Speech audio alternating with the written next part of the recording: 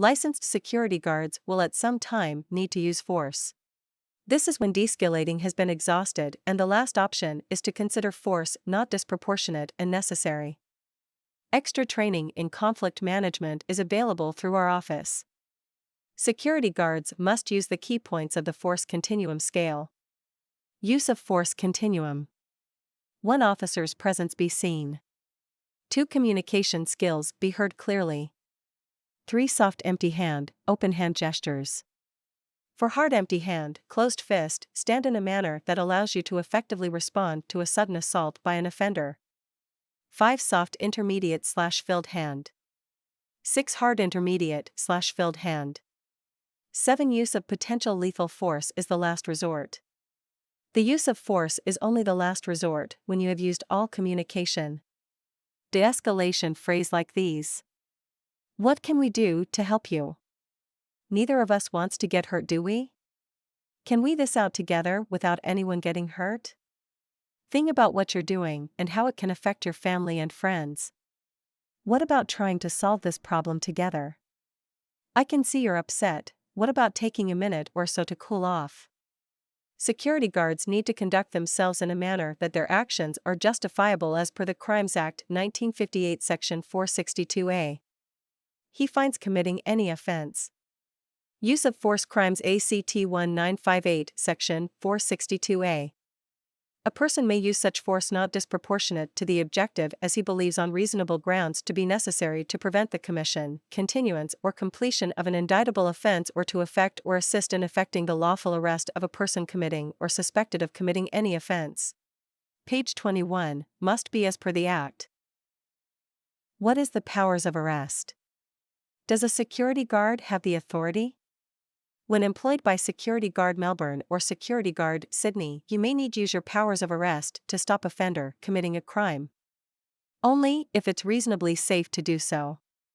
Not to causing harm to yourself. You preferably also have witnesses.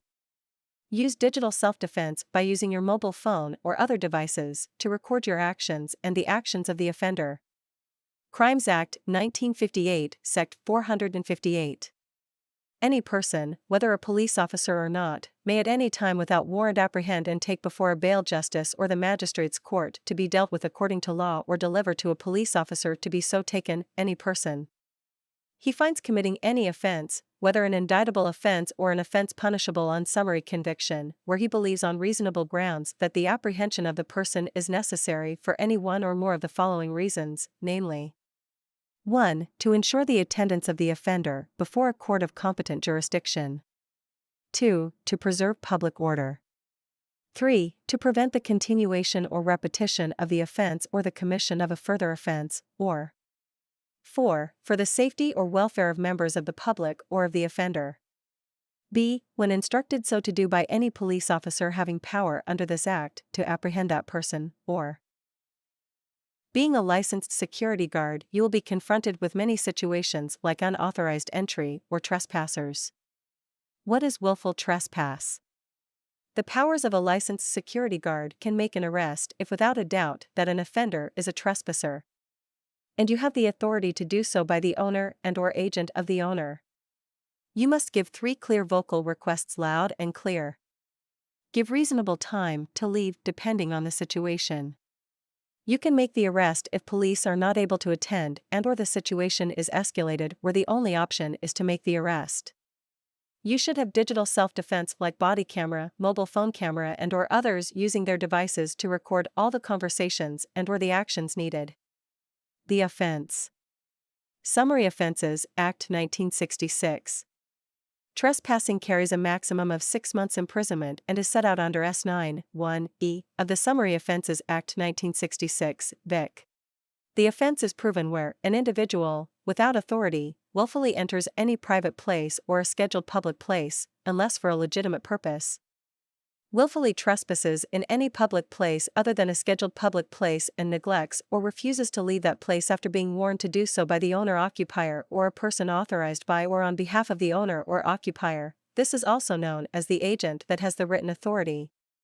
Often trespassers are also committing a crime like Summary Offenses ACT 1966 Sect 9. willful destruction, damage, etc.